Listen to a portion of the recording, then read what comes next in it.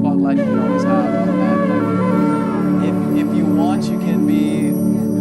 The only reason why I didn't fill those spaces with mats is because the sun at the time was hitting there, but now the sun is hiding, so that space is also available. This is just in case it gets really packed and. Yeah, guys, thanks for attending. Thanks for being here. My name is Marcel. For those who we haven't met yet, but I believe all of us in this room now, so just in case. And yeah, I do the conscious therapy, the breathwork, and the full training. So this is the second class that I teach, and the third is going to be on Thursday, I believe. It's going to be a lot of fun. And today's class is just reconnection for those who feel like at some point lost touch with breathing muscles. And breathing muscles, there's many. The most important is the diaphragm, which sits underneath the lungs. And it is the one that basically pulls the bottom of the lungs downwards in order for those areas which are wider than the rest of the lungs to be able to expand more and bring in more air. And so we can also bring in more oxygen into the tissues. So better oxygen usage through expanding our lungs more. The diaphragm also helps us to downregulate through the activation of the parasympathetic branch of the autonomic nervous system, our rest, digest, and recover. So vagal tone activation through vagus nerve stimulation, because the vagus nerve, that cranial nerve, hooks into or innervates the diaphragm. And so when we breathe with the belly or with the abdominal area, that's just, these are cues for diaphragmatic breathing. We are basically sending that signal to the brain of relax, of being safe. And so the brain acts accordingly or rewards us with neurotransmitters that are of, the feel-good hormones and neurotransmitters, if you will. So by breathing with that area, you are downregulating and you are bringing more oxygen into your cells, basically, because there's, again, more oxygen diffusion or absorption. Plus, we are going to, as we activate that, we are going to practice a very specific breathing pattern that has positive and expiratory pressure as one of the elements. So as we exhale, we're going to do it with an S sound, as we also did at contrast therapy yesterday. So that keeps our lungs open and our alveoli open in order for them to keep absorbing oxygen even as we exhale. That's number one, activation of the diaphragm, most important muscle, the muscle that most of us have lost touch with, because modern humans especially have a predisposed breathing pattern of all accessory muscles activation. That'll be your neck, chest, and shoulder muscles, all up here. Very common to see. Almost 80% of the population, there's books and studies and people that talks about that, have that pattern as the, by default, if you will. On top of that, shortness of breath is something that we want to address and we want to work with and just, or work against or away from. So lengthen our each inhale and exhale of our inhales and exhales. We're going to just expand more. And also we're going to emphasize running the air through the nose or nasal passages, okay? So those, hi guys, those three things, you're welcome. Maybe there's a couple of mats in that area that is a little cooler than maybe this. Or you can always choose to, however you feel. So yeah, speaking of, again, the activation of the breathing muscles, most important one, the diaphragm. We're going to do that for about 2 minutes with a specific breathing pattern.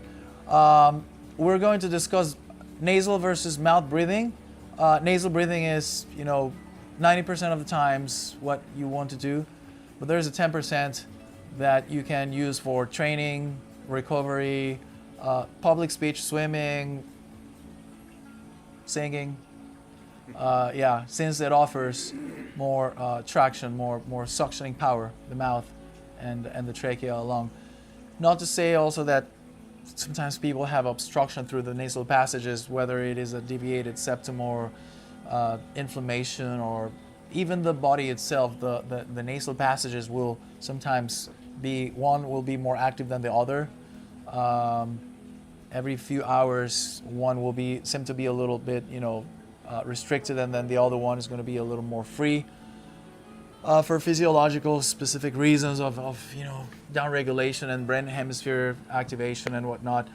But we're going to try to finish our practice today with anywhere from 4 to 5 seconds inhales and exhales, so lengthening each of those, running it through the nostrils, and also starting in the right order, which is diaphragm first. So belly, that's a cue again, belly, then ribs, that'll be the second area that we're working on, and then finally chest. But we're going to do it because we want to train it and practice it at a conscious level, because most of the time when we're breathing up here, it is in an unconscious level. It is autonomic, it just happens.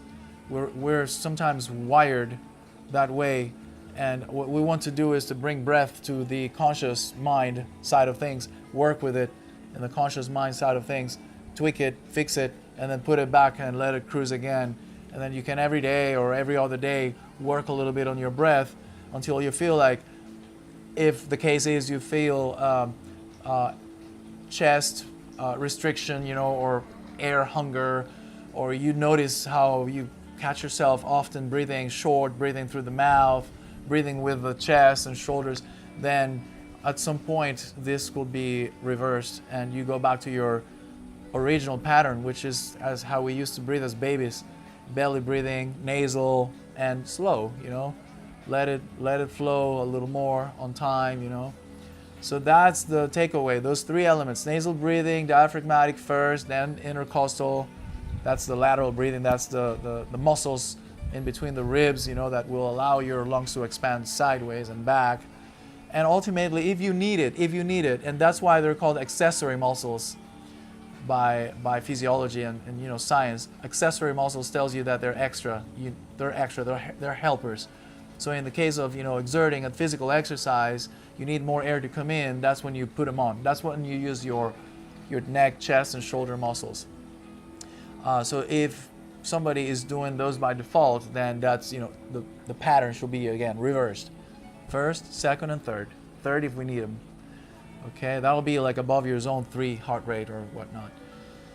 All right, so with this forward, 2 more things. We're going to do 1 breath hold in the beginning and 1 breath hold at the end. The breath hold in the beginning is going to come up in a few minutes, couple minutes.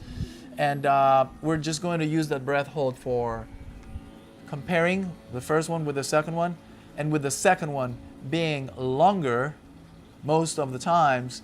This is an indicator or a proof that when you warm up and activate your breathing muscles and nerves, and tal vez lo puedas dejar por allá en una esquinita el vasito, sobre todo, no vaya a ser que, porque ahorita nos vamos a acostar en un ratito y todo eso. And so when we activate and we warm up and we talk to our physiology and send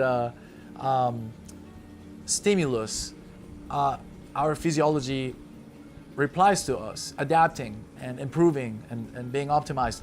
So that's exactly what we're doing. You're going to notice how your breath hold, which is a really good indicator to measure how good are you how good are you laying or sitting still on your own, within your feeling comfortable within your own skin and your mental aspect. How good are you just relaxing and flowing and removing gently any thoughts that come to take you bring you out of the moment that you want to live, that mindful few minutes.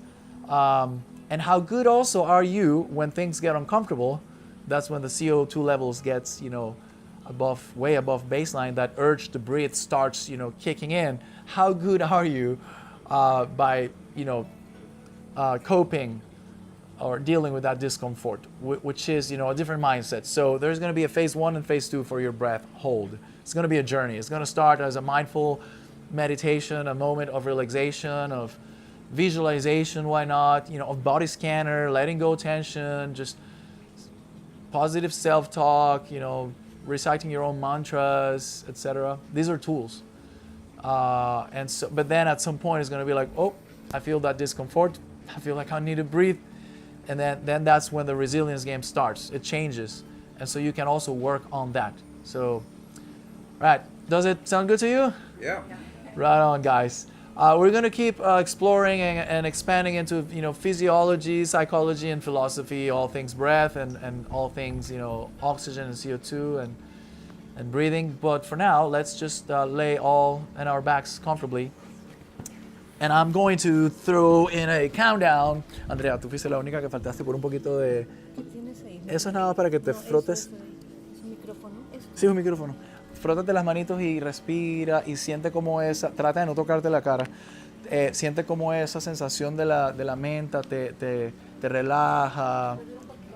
Sí, claro. Y enseguida, si quieres, te acuestas para... Did I pour some peppermint oil? Okay. For some reason, I feel like some of you I didn't. Okay. Eso. Thank you. Oh, man. This is going to be a little... did I... okay, this is peppermint oil. Just put your hand up a little. Yeah. And rub your hands. And just get those hands close to your face. Rachel, would you like a little... You good? Okay, cool. You were just the only ones left without... Oh, yeah. Brandon. Sorry. Yes. Sorry. Okay, just no worries. So we're Pura Vida. So yeah, try not to touch your face. Yeah, of course. Try not to touch your face, and because it may burn or sting. And alrighty. So guys, I'm gonna start a countdown. And when I get to 1, everybody at the same time takes a deep breath in, inhales as much air as possible, and then hold it for as long as possible. That's when I get to 1. When I say 1, everybody at the same time should just, whether it's a nasal, depending on how you feel, through the nostrils, or mouth, full breath in. Pack your lungs with air as much as possible and hold for as long as possible. So when you have to breathe again, the only thing you have to do is raise your hand. Okay, that means you're exhaling, letting go, and continuing to breathe. Then you raise your hand. So I can point out your time. At your time, I can tell you 1 minute or 30 seconds, whatever it was, and you take a note. You take a mental note. Okay? Yeah. We're all clear. So at 1, you take a deep breath in and hold it. So you're holding with filled lungs, with packed lungs, because that's your oxygen tank, and trying to work through realization all the way through until you cannot anymore hold your breath. Then you exhale and raise your hand. In that moment, I will point out at your time, 1 minute, whatever it is, 1:30. Okay, and you take a mental note. You take a note of that so we can keep that for the records. And then on the second breath hold later, we're going to compare and see how much you improve those markers. One quick thing before we start. Lung capacities is one of the main biomarkers for good health and longevity. And lung capacities is your lung volume, your inspiratory and your expiratory strength. How much air can you move? Oxygen usage as well by your muscles. That's a whole different deal. You can measure that with VO2 max test, and VO2 max itself is one great test for health and longevity. But lung capacities, which we are working specifically on today, is one of your best biomarkers for good health and longevity. And a good way to measure, or partially measure where you're at, is holding your breath, okay, and also connecting with your musculature of breathing. Okay, guys, I'm going to start a countdown at 10, 9, 8, 7, 6, 5, 4, 3, 2, 1. Inhale as much as possible and hold. Off we go.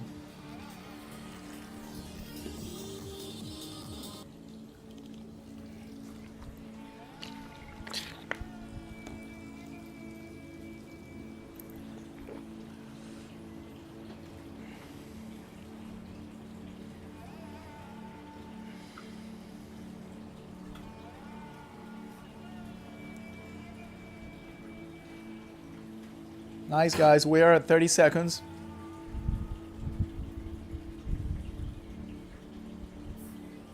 That's 35 seconds. 41 seconds. Getting close to a minute. That was 48 seconds. 50 seconds. 55 seconds. 57 seconds.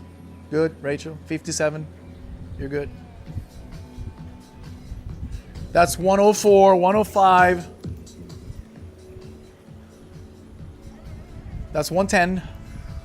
Good job. 110. Those of you who are breathing, just make sure you move a lot of air in and out the lungs. That's 119. 119 back there. Good job. Move a lot of air in and out the lungs, maybe with wide open mouth. Maybe sighing a few times, those who are breathing again. We just passed the 130 mark, and there's a couple of you still holding. Good job. We're at 140 currently. And this is 148. Amazing. Move a lot of air through the mouth just because it is a wider airway and you're able to just offload or purge extra CO2. We just hit the 2-minute mark and we still have 1 or 2 people holding. That's it. 207. Amazing. Good job, everybody, regardless of your time. 207. Breathe a lot of air in and out, my friend. Through the mouth if possible, because that's where you move more air to offload extra CO2. Build up in your bloodstream. You can remove it or purge it. Maybe sighing is a good idea. A handful of times more before we connect with the next exercise. Good job, everybody. So take a mental note of your first breath hold, okay? We're gonna use it for comparison for the second one. And I want to remind everyone that this is a challenge within each of us and our own capabilities and the given moment of life.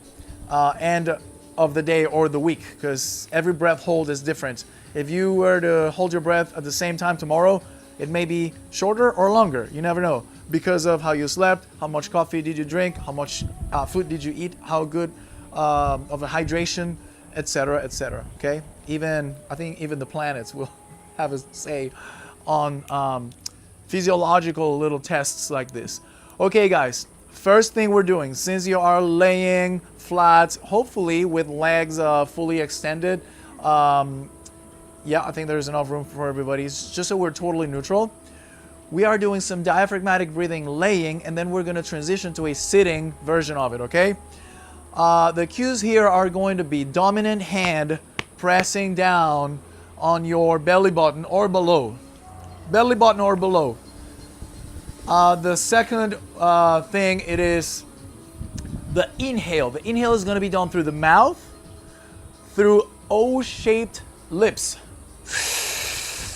Into that hand, you want to drive that energy or air, okay? So you want to make that hand rise or protrude, right? With the belly, protrude. Lock it in, lock that air in for 2 seconds or 3 seconds and push. Push even more with that belly going up so you can feel that that hand is a little higher. And then on the exhale, you do an S prolonged sound that makes you feel like you still have pressure inside of your lungs as you exhale. Let that exhale last 4 or 5 times longer than your inhale. Remember, those inhales are done with an O-shaped lips pattern. And the reason why is you want to restrict the airflow through, closing that airway as much as possible, just so you make that diaphragm muscle have to really press down and engage in order to suck that air in, okay? And emphasize, exaggerate, be more intentional as possible on that inhale. Once you have that air in, remember all that air is going down to the bottom of the lungs, for which the belly protrudes because the organs moves forward or out of the way just so the diaphragm can go lower along with the bottom of the lungs. As they come down, the organs move forward. So that's what causes that nice expansion. Excellent. Remember to hold on the top as you press down on your hand, on your belly with your hand for 2 to 3 seconds. And then the exhale is done through S sound sustained, S sound sustained. 4 4 times, 5 times longer. A little more shaded? Yeah.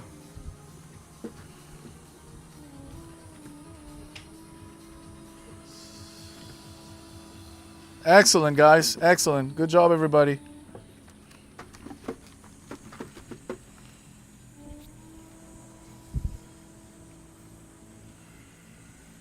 Excellent, friends. This is diaphragmatic breathing, and what this does to you guys, it down-regulates you. It down-regulates you. It activates the parasympathetic branch of the autonomic nervous system. What that does is that it lowers your heart rate. This is the type of breathing free divers do before they hold their breaths for a long time, dive deep, etc., in order, again, to lower their heart rates as much as possible. So this is a really good technique for having on your toolbox and using before, say, a presentation, before having an uncomfortable conversation, before a match, a game, a gig. If you feel anxious, if you feel like you need to just set a little moment of the day to be mindful, this is one of the best breathing patterns, diaphragmatic at its finest. Engaging that diaphragm muscle will tell the vagus nerve to tell the brain to release those feel-good hormones and neurotransmitters that will, again, lower your heart rate, relax your musculature, increase blood flow to places like the gastrointestinal system. All in all, just making you feel more at ease.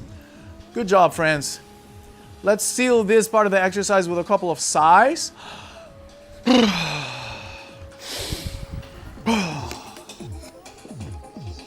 And we're going to transition now to sitting position, legs crossed. I hope everybody is okay sitting legs crossed. We did 5 minutes of diaphragmatic breathing. This is good. And now as we are sitting legs crossed, we put the same dominant hand on that belly button and we do 1 minute of the same exercise sitting now. And notice if there is any changes in the mechanics of your breath. Notice if it's a little easier to inhale or maybe there's a little more restriction. If there is any difference, we can discuss right after.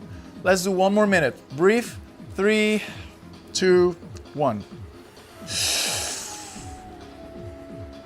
Relax your shoulders. Bring them down.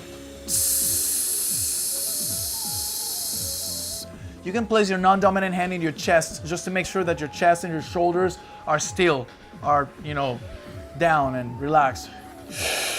The only thing that moves is the belly. Out on the inhale, in on the exhale.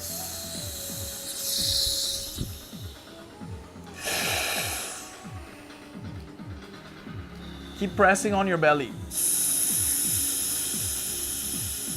Squeeze all the way in as you let the air out.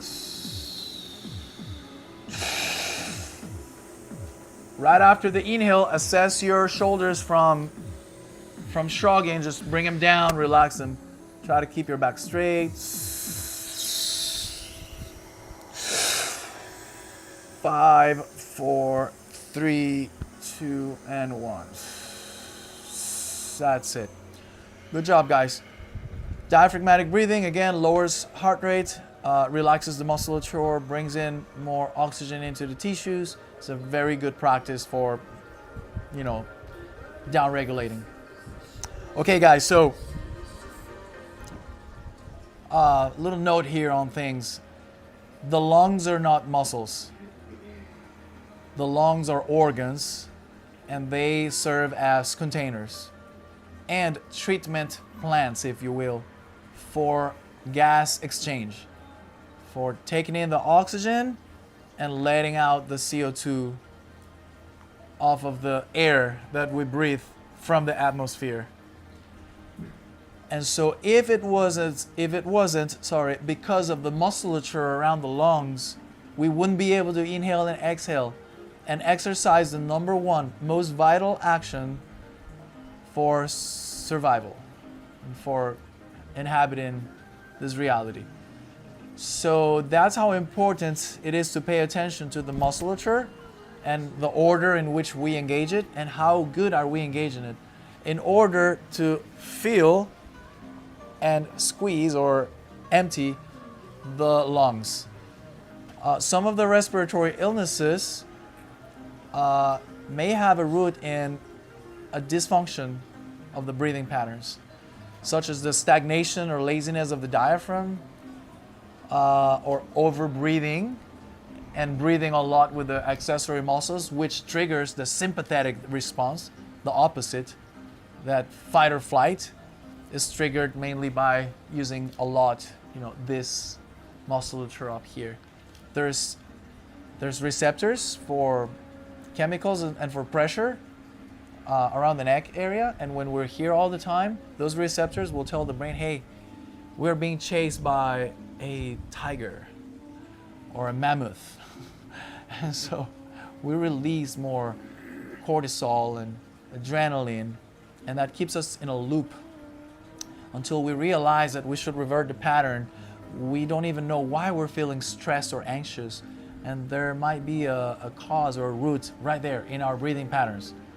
So to know that mouth, shortness of breath, and shallowness, so accessory muscle engagement or use, triggers that fight or flight response, it's helpful.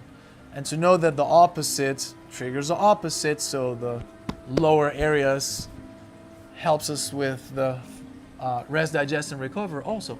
All right, so based on that same premise, let's just reiteration of it. Let's keep going up and work with the intercostal muscles. And literally what we're doing here is training them as we train any other muscle in the body, almost like lifting weights with them, because we're applying a little pressure and forcing them to do their mechanical action. The difference with this type of musculature is that we don't have the joints, where we do the eccentric and concentric faces, for like bending and extending. So we just have to apply pressure and engage them. And so they become stronger. Guys, and we have a certain amount of liters of volume in our lungs, right? By default. And some of us have actually gone through a decrease in that capacity throughout the years. Some of us, right? Because of a lack of activation of those muscles. So the muscles are not doing the job of expanding those lungs. And so the lungs can bring in all those liters of volume. So if you, at your maturity, at your best moment, were probably at 5 liters and now you're at 4.5, you can always recover the 5 liter or even go higher. And as you will see, most of the super high performance athletes, like Phelps, for instance, I know it also has to do with height, and, body, bio types or body types.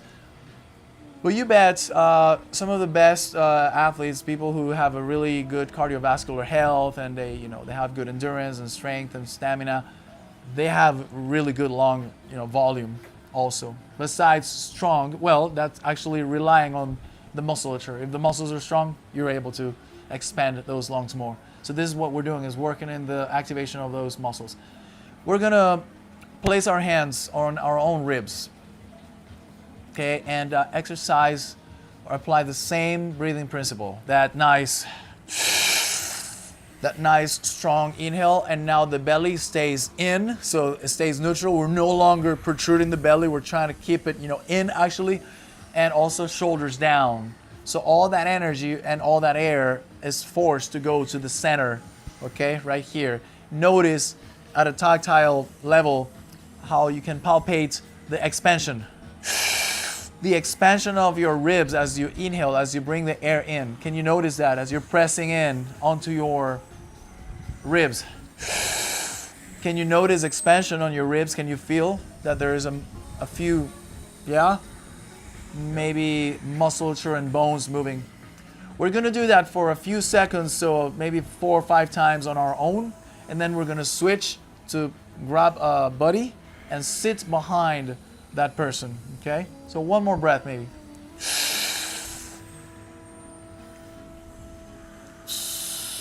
Good. I think you are in even numbers. If you pick one person, let's sit behind that person with legs crossed, very close to that person. Just pick somebody. Yeah. I guess so. You coming behind me? Okay. So couples, friends, but it is actually not back against the back, but literally looking in the same direction. Because what we're going to do is we're going to place those hands. Now, the person behind is going to place the hands where the ribs are, where you feel the most bone density, okay? And before you start pressing, because it'll add tension to your arms also, just be in position, put your hands in place, stay a little closer so you're able to press a little more firmly. There we go. As closer as you can. Straddling is a good idea. If you happen to have a stronger person in front of you, you may have to bear hug him on the way back, bear hug your boy, etc. Okay, now, guys, we're going to be very intentional, very emphatic, even more so than what we were on our own. We're gonna go really strong. We really want to be able to feel that sucking pressure or that traction throughout the whole mouth, trachea, lungs, and ribs, okay? Hold it for 3 seconds, and when you hold it, you lock it in, you kind of press out. You try to increase the intrapulmonary or intrathoracic pressures, okay? Kind of pretend to be even more robust and more stocky, for those 3 seconds. So your partner, your buddy will really feel that there's extra expansion and engagement of those muscles. The intercostals, the ones between the ribs. There's going to be a little lats also engaging. You're going to feel it, okay? And you guys pressing, you have to be really, really firm. Really firm. You really have to squeeze those ribs, okay? We're going to start at the count of 1, 2, 3. Breathers, breathe. Press firmly. Exhale a little faster, a little quicker. There you go. So they can feel that change of density quick. There you go. Keep going. 4 more breaths. Shoulders down. At the end of the inhale, lock the air in and press onto those hands and exhale. There you go. Strong mouth, drawing of the air, nice, strong inhale. Lock the air in, press the shoulders down, press onto those hands with the ribs and exhale. Nice. 2 more breaths. Lock the air in, press onto those hands with your ribs basically and exhale. Exhale faster. Restrict that airflow. You guys are able to feel the expansion on those ribs? That's a good sign. Okay. 1 more breath and we switch. That's it. And we switch now. Let's switch now. Good job, guys. Good job, guys. I'm sweaty too. We're all sweaty. This is Breathwork sauna.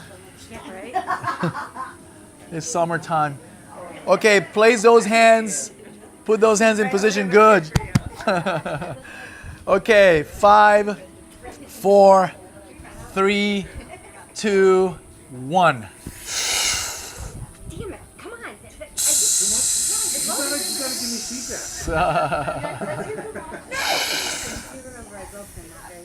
Be very intentional on those inhales. Really force that air in, and then that exhale, make it fast.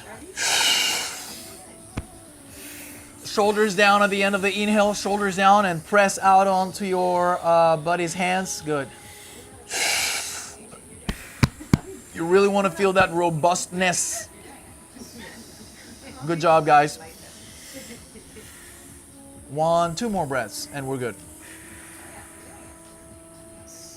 2 more breaths. That's probably it. Good job, everybody. Were you able to feel the expansion? Yeah. Were you really able to feel the musculature engaging and expanding? So these intercostal muscles, the ones in between the ribs, there's 2 layers. 2 layers. One layer is to squeeze the ribs, so to help the lungs to, empty.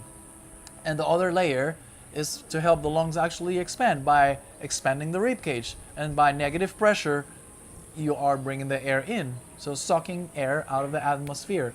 It is thanks to those muscles, to the diaphragm. By the way, if we go back a few minutes into the conversation, the diaphragm is mainly inspiratory, so it's like a vacuum, and the abdominal walls, the abdominal muscles, and the obliques are basically the ones that pushes the air out.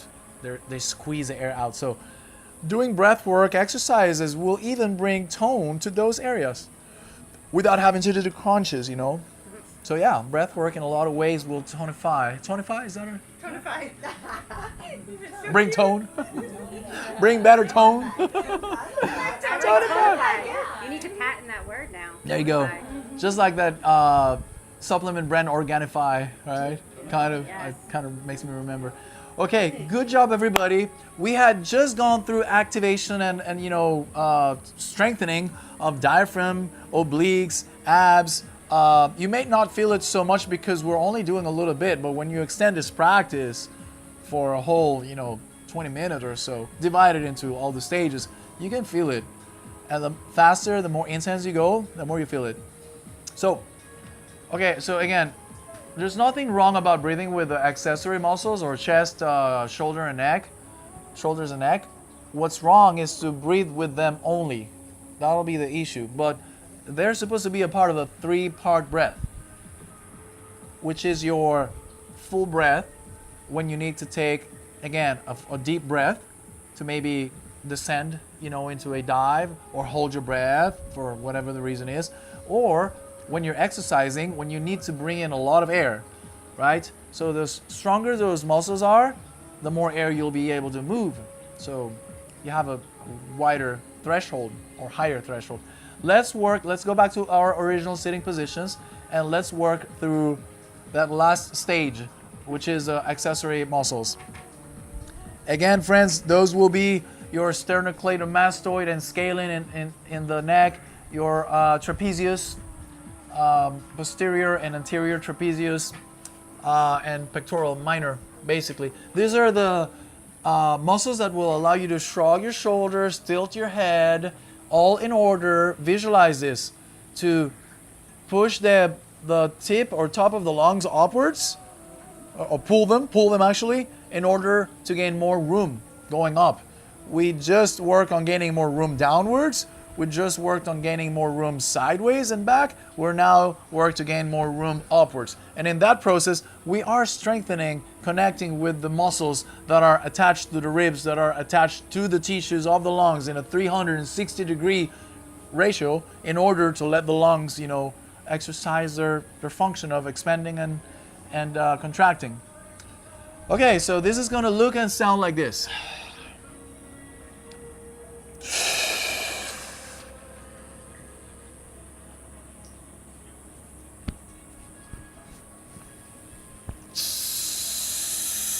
Same breathing principle, strong O-shaped lips, inhale, draw the air to the, you know, from the maybe midway up until you shrug the shoulders, really bringing in that last bit of air towards the top of the lungs. Finally, when you feel like you can't go no more anymore, you drop the shoulders, you roll your shoulders back, you puff up your chest, you hold, you feel that nice pressure up here, and exhale. Same breathing pattern, okay? Now different area. Ready, guys? Let's do it 5 times. 5 times, because this particular area may cause a little lightheadedness because of how proximal we are to the head. Dominant hand up or down? Dominant hand can be actually up on this in this one. Yeah. So you really want to feel, you know, the expansion on that. Yeah. Okay. Good question. 3, 2. Start with empty lungs. So as I count down, empty your lungs. Blow the air out. 3, 2, and 1. Shoulders back and down and back. Nice little pressure up here. Exhale. Back to your next inhale. Puff up your chest, shoulders down.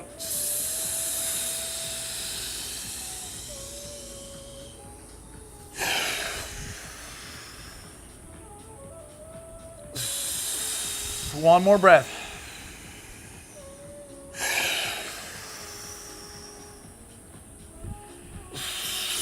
That's it. Good job. Sigh maybe once or twice. Raise your hands, those who are feeling a little lightheaded. Normal, very normal. Just adopt a different posture. Maybe sit like me, you know, like extend your legs. Maybe you can just, you know, just do a little stretching. However you feel like, maybe stretching the back and the shoulders. Maybe the, you know, the lower back with a little, if you guys have enough room, maybe sway from side to side. Maybe do a little windshield wiper. Okay, excellent. Nice. 10, 20 more seconds of a little, you know, stretching. And now back to sitting position, and I'm going to demonstrate the 3 stages connected into one deep breath. Whenever you guys are ready, all sitting in legs cross position. So this is what you guys are going to be doing after me 5 times using only your mouth, and then after that you're transition into your nasal passages and just breathing through nasal. And the idea here is that we keep reiterating the neuromuscular patterns for the right order. Belly always comes first, ribs come second, and if we need it, we use the chest. In this case, we're going to do it because of training purposes, but know that even at some point of the exercise, we're just going to limit the breathing up here and just stick with belly and ribs mainly, and visualize or envision ourselves sitting on our computer, talking to somebody, walking down the street, doing whatever it is around the house, and breathing with the belly and with the ribs and through the nostrils, and taking a good 4 to 5 seconds in, good 4 to 5 seconds out. That's going to be our exercise of visualization for how we should be breathing 99% of the times, or 90% of the time. Okay, so I'm going to demonstrate, and you guys then are going to participate. This is going to be you for 5 rounds or cycles.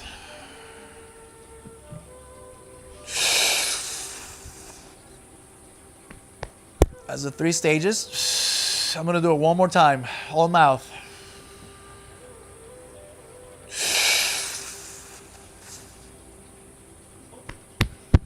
So that's my full lung capacity right there. Is there? Yeah, a lizard. Always. They love this. They love the sun. They are cold-blooded, so they love the sun. And the ones we typically see here are actually not iguanas.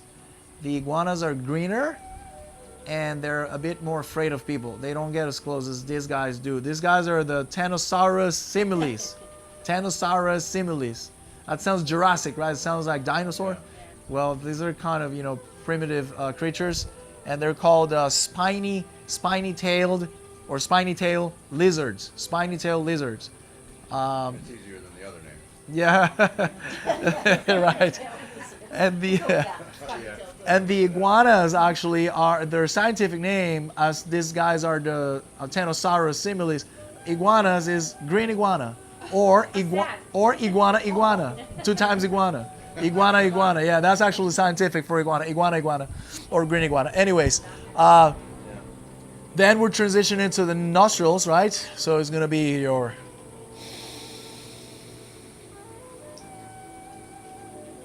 and on the way out, I forgot to point out that you leave the belly for last.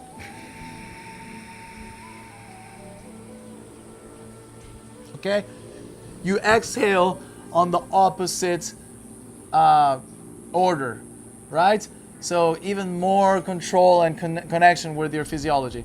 So after that, after 5 cycles of mouth and 5 cycles of nasal, we may just lower the. I was just gonna say it's okay. Let's keep it 4 to 5 seconds in, 4 to 5 seconds out. And then we just lower the intensity. I was gonna say the intensity, yet keeping that connection, that nice connection. Oh yeah, and lower the engagement of the upper a little more, and just sticking a little more with ribs, belly and ribs, and bringing the intensity down, yet with a lot of connection, right? And then after that, we transition to the second and last breath hold, okay? For which we are using the body scanner technique. So from head to toes, just imagining that there's a scanner running through. And as that scanner goes by, we disengage completely. It is unbelievable how much we feel like we have body awareness, and there still are layers to peel and peel and peel until you go, oh my God, I was holding my hands in this position and I didn't even realize until the body scanner went by or somebody pointed out, and then I disengaged them and I wasn't even aware of it. So it is a beautiful exercise also as we run that scanner. That's an element from Yoga Nidra, that yoga, that body scanner. We're also going to work on visualization throughout our breath hold, by the way, when we're breath holding, visualizing the best version of yourself, doing whatever art, hobby, sport, art form, hobby, sport, anything that you love, from being a chef and serving a beautiful dish to being a dancer and performing this amazing, move, or crossing that finish line with your best personal on your stopwatch, whatever it is that moves you. Vividly imagine yourself going through that best version of yourself, or making peace with something, or someone, anything that moves you that you really wish for. Just work throughout it, okay? Then you can count numbers. Then you can focus on the music. You can focus on the sound of the water. If there's birds or if there's a little breeze blowing, you can feel it on your skin. Yeah, be very conscious of everything but thoughts that doesn't favor you, thoughts that you don't need in the moment. So it is a really good training for the mental aspect of things. Okay, so let's lay comfortably on our backs. And yeah. ¿Cómo te va? ¿Bien? She says she's going to fall asleep. Okay, friends.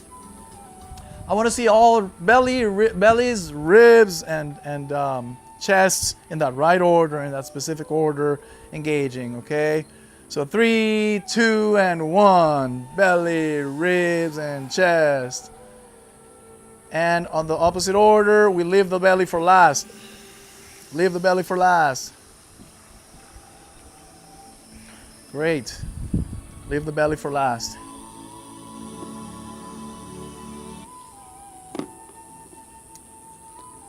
We're doing all mouth breathing now, right?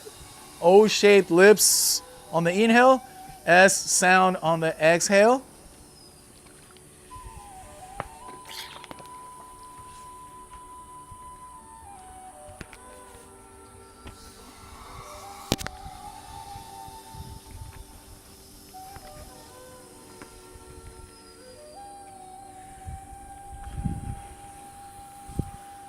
Good job, everybody. Belly, ribs, and chest. Belly, ribs, and chest. Belly, ribs, and chest.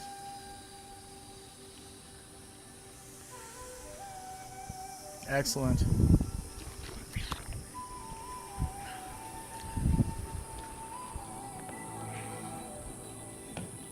After 5 breaths, we can switch to the nostrils. And I'm going to put a drop of lavender oil in the tip of your index finger, okay? As you're hopefully in Shavasana. Once you have that oil there, you can rub the back of your ears. You can rub the back of your ears, and you can finish to kind of, pass that, those hands or the finger through maybe near the nostrils. You can just point that, I'm so sorry. Just point that finger, that face of the finger up so I can drop some lavender. Rub the back of your ears with it, and at the end, that remaining, you can just put it around your nostrils, so you can always have that. Sorry, ladies, I'm just going to pour a little lavender oil here. There you go. Rub the back of your ears. So that's a nice, relaxing, soothing scent. The back of your ears and around the nostrils. No me olvido de ti, Andrea. Es que tengo siempre como esa predisposición de ver al frente. Awesome, guys. We are in the middle of connecting deeper and deeper with our physiology, with our musculature, with our nerves, with our body awareness. Let's now do all nasal. So just close your mouth for the remaining of the time that we are doing the exercise. And if you have deviated septum, I get it, it may be a little uncomfortable, or if you have any obstruction, just try to work through the nostril that's active. And you can always try to open the nostrils a little more by pressing with your thumb upwards on the bottom of your nose. There you go, the septum, you can press it up a little bit and try and inhale through that and see how it goes. Good.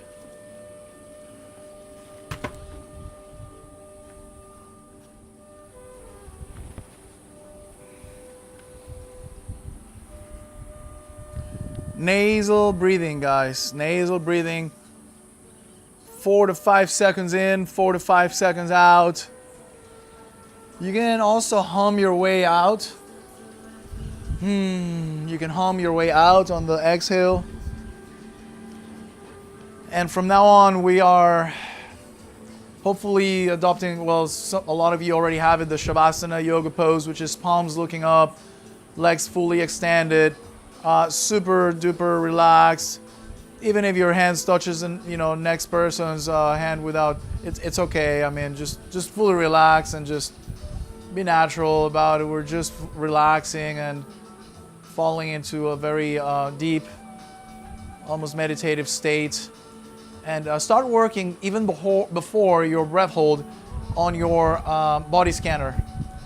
Also, pick your line for your inner journey, your inner positive self-talk and affirmations.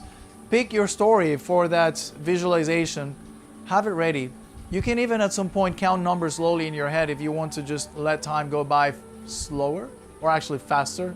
Sorry, I meant. You can count slowly in your head and visualize those numbers. 1 Costa Rica, 2 Costa Rica, 3 Costa Rica, or Mississippi if you will.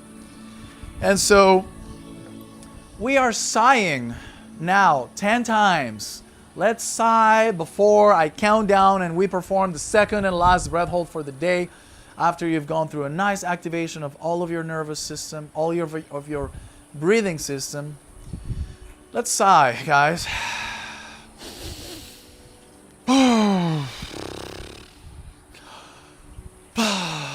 You can choose to stack your inhales, like maybe double inhales, or just do one whole inhale. Sigh in any shape or form. Let's keep sighing. That last inhale is going to be the deepest inhale of your life through the mouth, so we can fully pack those lungs with air. And remember, that's when I get to 1. Everyone at unison takes that last breath in. Good job. Keep sighing. I'm going to start a countdown. Guys, good job so far. So good. 10, 9, 8, 7, 6, 5, 4, 3. Start emptying your lungs. 2 and 1. Pack those lungs and off we go. Good job, everybody. Start working through that bodily scanner from head to toes. Head to toes. Be very aware of every body part, every body area, and just fully relax it, fully disengage. Go for your techniques. Enjoy the practice, ease into it. We just hit the 30 seconds a little while ago. You guys are doing great. Everyone is feeling very, very relaxed. I can see it. That was 47 seconds. Good, good, good. Slowly coming up in 1 minute. 3, 2, 1. This is 1 minute. And that was 105. Those who are breathing now, let's just move a lot of air in and out through the mouth.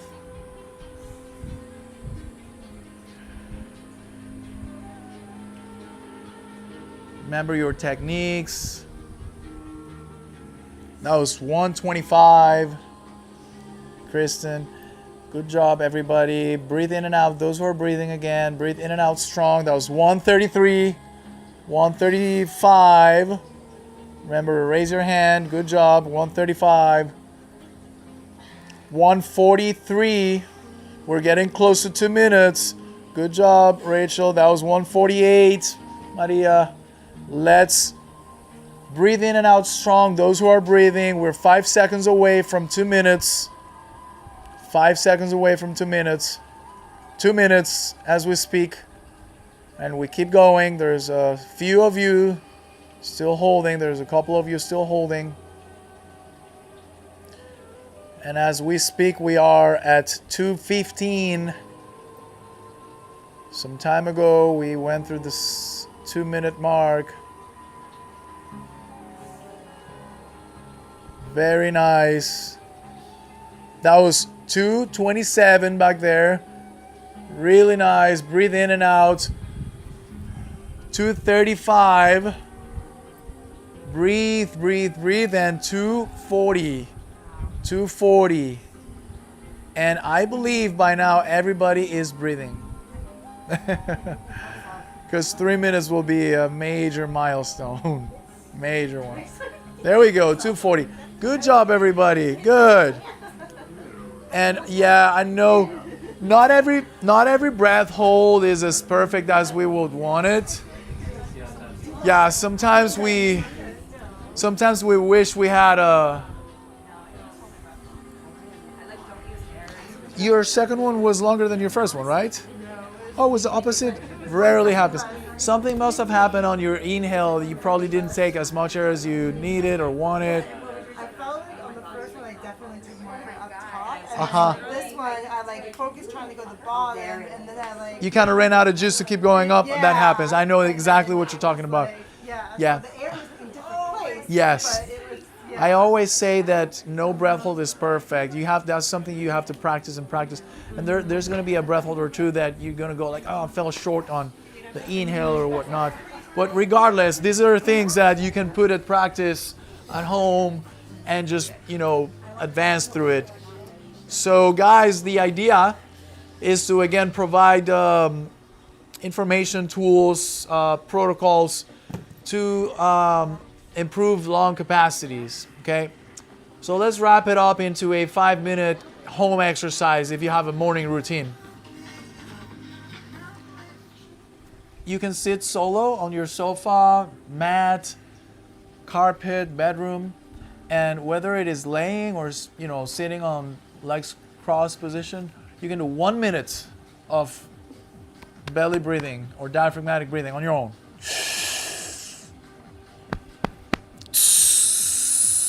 1 minute, minimum. Squeeze and squeeze and squeeze. 1 minute on your own of intercostal.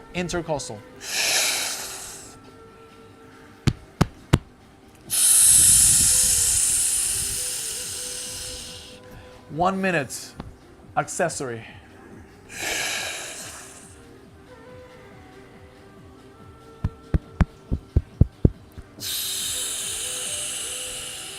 One minute, 3-part or deep breath.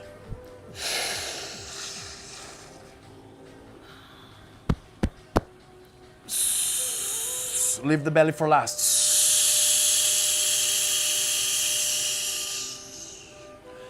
What is that? 4 minutes. And you can just lay and do 1 minute of preparation, just like we were doing. 4 to 5 seconds in, 4 to 5 seconds out, maybe through your nostrils, trying to activate more the belly and the ribs. And just set a stopwatch next to you. And whenever you want, full breath or deep breath in, start it and do a breath hold as part of your training. Whatever that breath hold is, maybe 30 seconds, 40 seconds, 1 minute. Push it, until you feel like, oh, that urge to breathe. Boom, stop it. Recover. Recover means just ventilate. Ventilate, ventilate for a good, 10, 20 seconds, just so you offload extra CO2 that was built up. And that's it. You get up and go, and you are a different person. And if you were to put another, like a copy of yourself next to you, and do that in the morning, and do everything else the same, but this is the only thing that you did differently, and you will go for, let's say, a jog, you'll probably be further ahead of the version of you that didn't do the breath part. Because it just provides more ventilation, it provides more oxygen usage, it provides more down regulation, it provides a lot of good advantages that will add up throughout time. So this is just a little recap for you guys to have a home exercise. And lastly, we can just open a Q's and A's, and there's a lot more. We can be here sitting for hours doing all kinds of exercises. But just in general terms, again, the takeaway: slow down the breath, run it through the nostrils, and do it in the right order: belly, ribs, and if you need it, that means you're exerting chest, okay, or accessory muscles. Also, long exhales will be very down-regulating, because exhales by nature are more parasympathetic than inhales, okay? When you exhale, your heart rate slows down. So if you're able to keep an exhale longer on time, that means you're going to keep your heart rate going lower and lower and lower. That's why we do the S, prolonged exhales. Plus, it keeps the lungs open, because you're keeping internal pressure as you exhale. So the alveoli, the little guys that are absorbing the oxygen, remains open, because there's pressure going in them. Does that all make sense? Yeah. Okay, great. Guys, if you like to add, or just, add something else or ask anything else. If not, it's been an amazing practice. Thank you. And I loved your engagement. Thank you so much. A couple more recommendations. The book Breath by James Nestor. I know it's kind of popular in the US now. Breath by James Nestor. It is a yellow book that has a lot of interesting information. He's a journalist, a well-accomplished journalist from the US that wrote this book. There's books by Dan Brule. Dan Brule is a master in breathing, and he's got books. There is a system called the Oxygen Advantage that is also worth checking. It